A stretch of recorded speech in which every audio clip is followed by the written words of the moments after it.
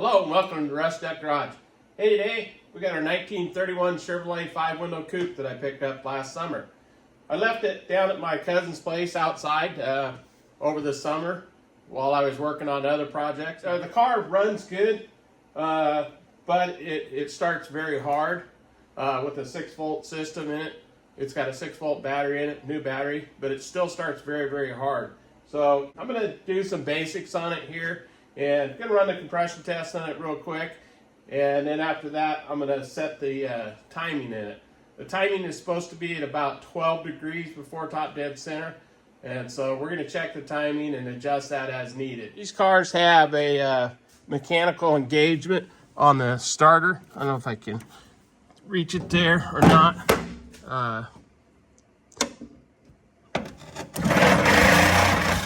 You see there, that lever is what engages the starter.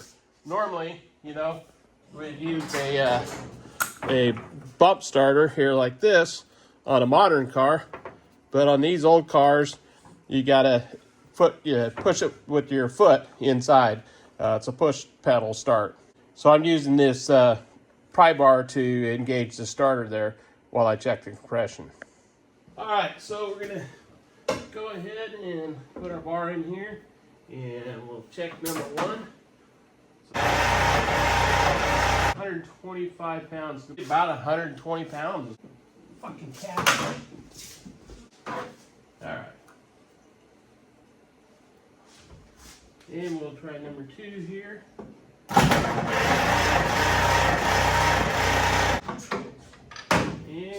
what do we got there? Get my glasses. Yeah, 125 pounds on number 2.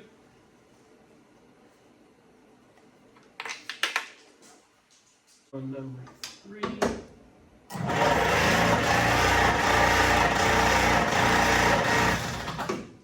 And we're about 130.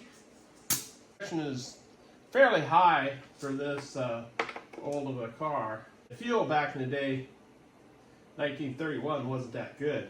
So they weren't very high compression, and this engine here from the factory had about 50 horsepower.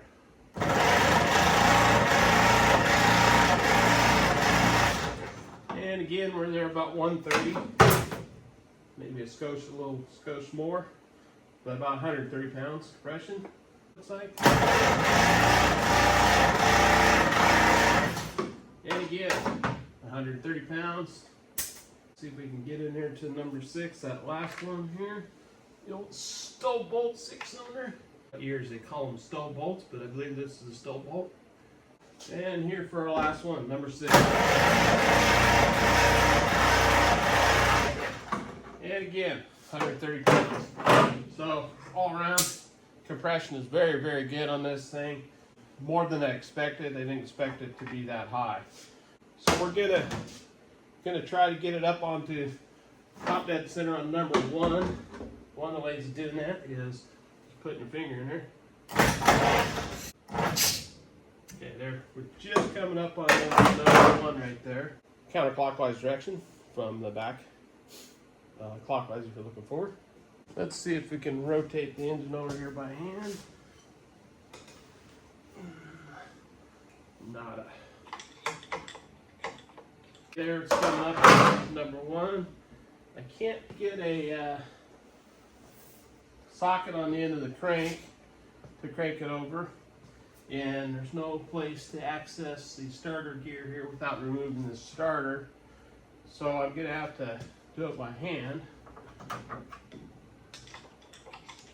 And on the other side. Okay, now the timing marks are on the flywheel on this old Chev. If you look closely there, not sure if you can see it or not, but it says 12 there with a mark. Okay, 12 degrees before top dead center. That's base timing on this car. Okay, one of the things that this car has is a timing retard. So you pull this lever out, or this cable out, and this retards the timing. You look out here on the distributor, there's a plate that cable is hooked to, and that pulls that plate back and forth here. I don't know if I can do it. Yeah, I can't without somebody inside doing it. Anyways, that retards the timing for starting. And when you time this engine, you want to make sure and have the cable pushed in all the way to set the base timing. So I'm putting the spark plugs back in, and the spark plugs in this all checked out. Look really good. Not bad for an old car with a carburetor on it. A lot of times they'll be black. These were not. This engine's 194 cubic inches with about 50 horsepower. Does not have insert rod bearings like a 235 would have. These do not. And so make sure we get these back here in the right spot here. Hopefully. Think we can do that. And I dropped one on the floor down there. That would be number 1. Okay, we're gonna check the dwell on the points in the distributor, because dwell does have an effect on the timing. So we'll adjust the points in the distributor, I believe, to 18 thousandths, if I remember correctly, and make sure that it's adjusted properly, and then we'll set it to 12 degrees before top dead center there. Now, some guys say you can go to 18 degrees, but we're going to set it at 12. If you look closely in here, you can see these points here are, well, got everything in my way. Let's try that. Now, don't have much luck there, but trust me, these are misaligned. And we'll take and bend this down slightly so they align better.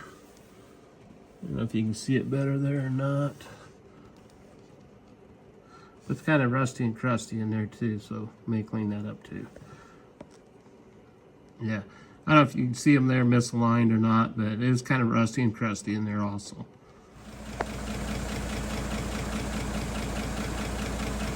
Okay, one thing you have to be really careful about on these is idle speed. If the idle speed's up any at all, the mechanical advance in these advances the timing, and it'll give you a false reading.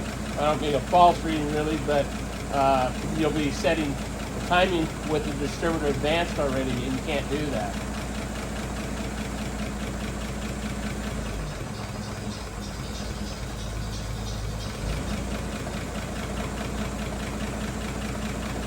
And there is the retard, as you can see here.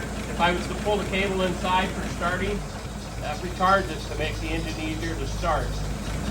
Okay, so we're going to go back over the other side, flip this hood down, flip the other side up, and we'll check the timing over there. And then put you in. So we'll swap that going up there. And we've got our timing light going here, and we'll go down and see what we got. And we are...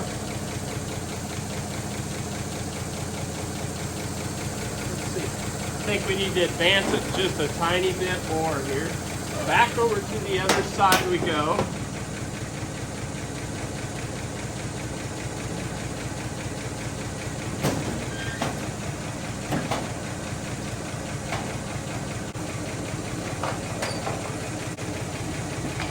And let's see where we're at there.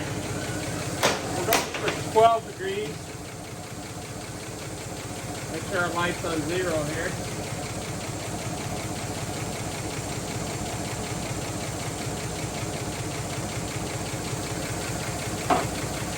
Okay, we're actually about 18 degrees, which a lot of people say you can do on these is 18 degrees.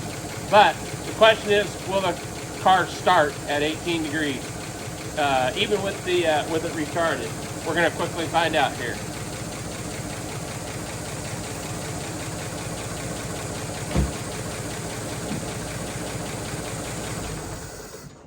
Okay, there's the engine off.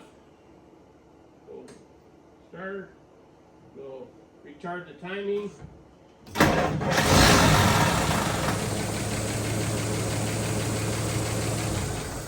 Okay, that's a first. That is the first time that this car has started with the 6-volt system on its own. Now it's a new battery in there. It's only a 600 cranking amp battery, which I'd like to have an 800. I'm gonna see if I can't trade the new battery for an 800. Possibly go to 8 volt, but we made progress. Even at 18 degrees, this thing still starts. So we're gonna drive it this way for a little bit. I'm gonna drive it to town, various places, and see how it does. If it starts okay, we're gonna leave it right there. But progress. Okay, it's dark outside. And before we can go for a test drive, I think I'm going to have to replace this headlamp here. It's not working there. And it has a 2-position headlight switch. Okay, that's my park lights up there, but I have a broken lens over there. We do have a dimmer switch down here on the floor. Didn't know about that. And now what do we have? We have nothing. Oh, that's not good. So we'll switch it back. At least I have one. And again, this is a 6-volt system, so I'll take this out, this bulb out, and see if I have one here to replace it with. Hopefully I don't drop that lens, because I can't imagine that being cheap or very easy to find.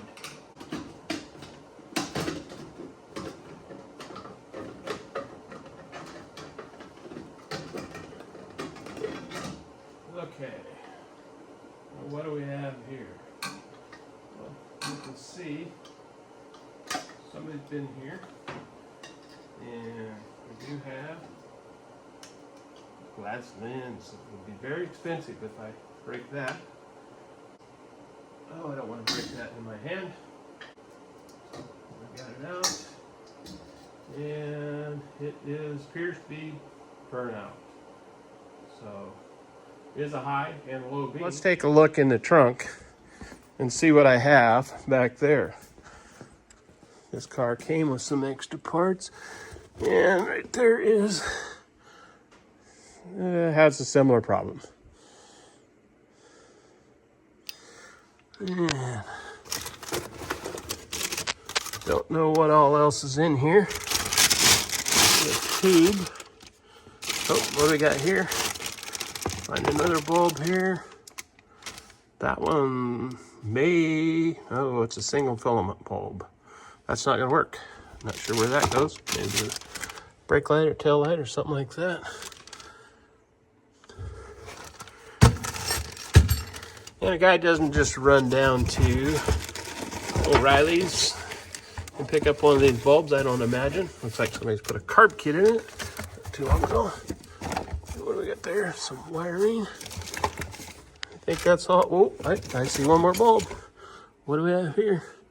Dual filament. And is it any good? Looks like it may be good. It is a little crusty. They do ground around the outside here typically.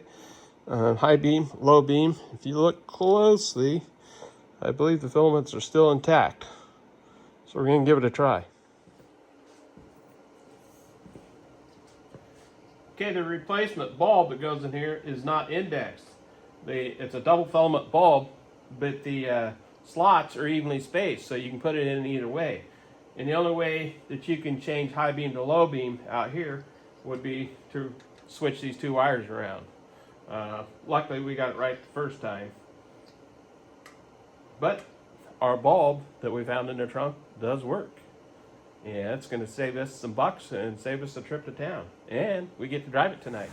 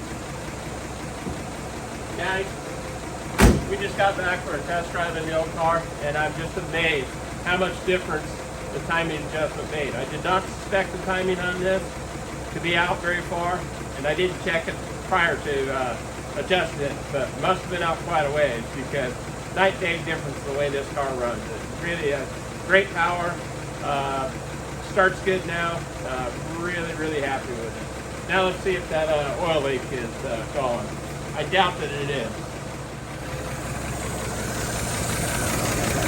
No, we still have a pretty substantial oil leak there, so we're gonna have to see if that valve cover is bent or if there's a double gasket or something going on there, but we'll check it out and see if we can't fix it. It is better though. So you can see here, I'm missing one of the lenses for the parking lights, driving lights, whatever you want to call them. Fell off and broke. So I'm going to go down to the filling station, which is in Lebanon, Oregon, which is about an hour south of me.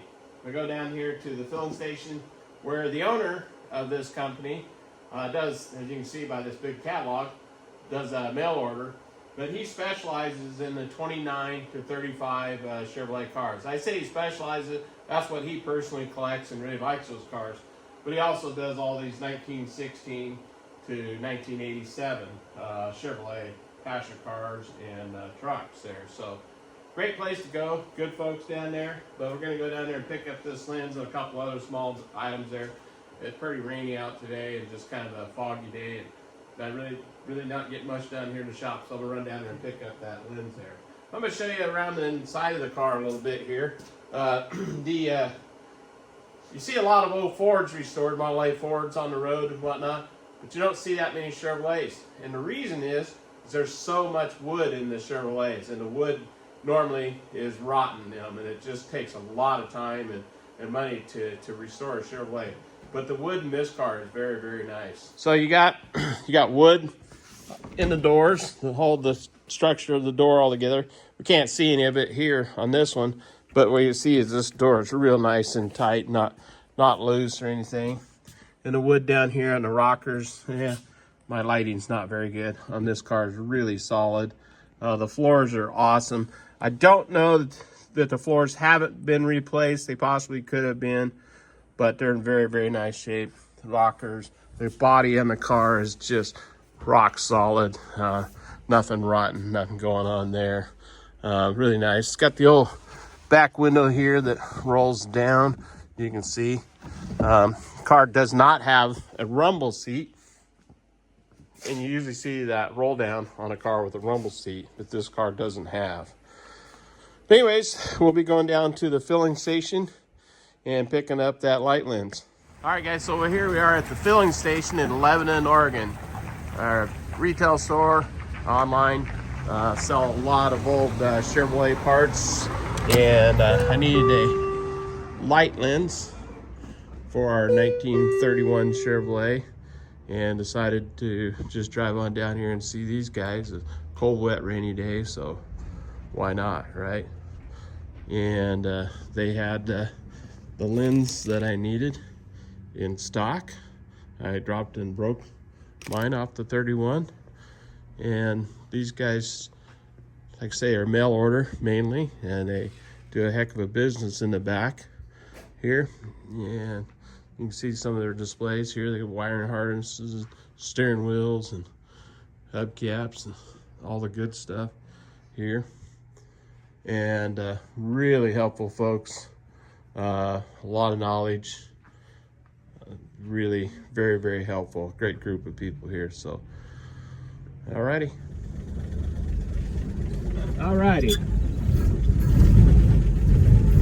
With the inline 194 cubic inch 6-cylinder.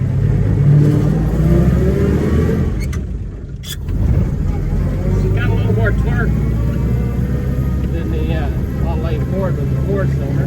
So my window doesn't want to go up.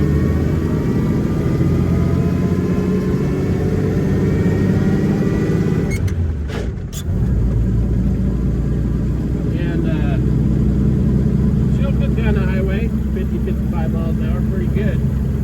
Sure like this window will roll up. And there it goes.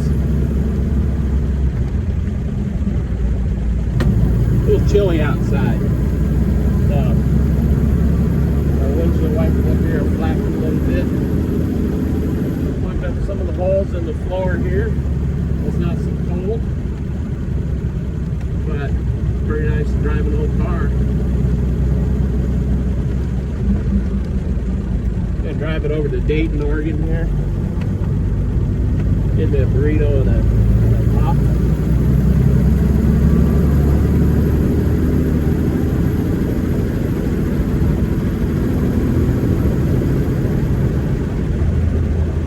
Drop by my buddy Charlie Haskell's place there, see if he's around. He's a school teacher, so he was working today. I'm retired, so I didn't have to worry about that. Liable to hit some rain. We don't have any wipers. We'll see how that goes.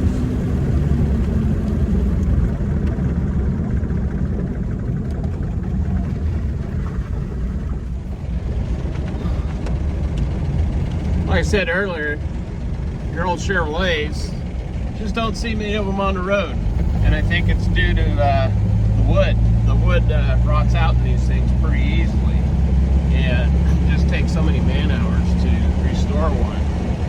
But this car, like I say, is really solid. And we're gonna drive her over to Dayton, Oregon there and see old Charlie and see what he thinks of this old 31 Chevrolet. He's got a bunch of old cars, 32, 33, 34 Fords.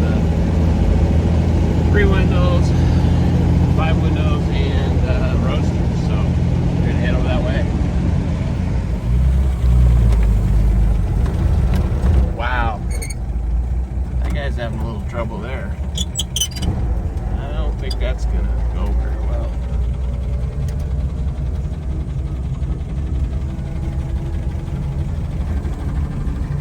Well, Charlie wasn't home, so we stopped off at the Grand Island store for a burrito and picked up a fountain drink there, and took a couple pictures of the old 31 there just before dark. Pretty nice. Well, I hope you liked today's video, and if you would, please hit that like, share, and subscribe button, and hit that notification bell if you would, because whenever we produce a new video, it'll notify you. So thanks again for watching, and we'll catch you next time at Rusty Duck Garage.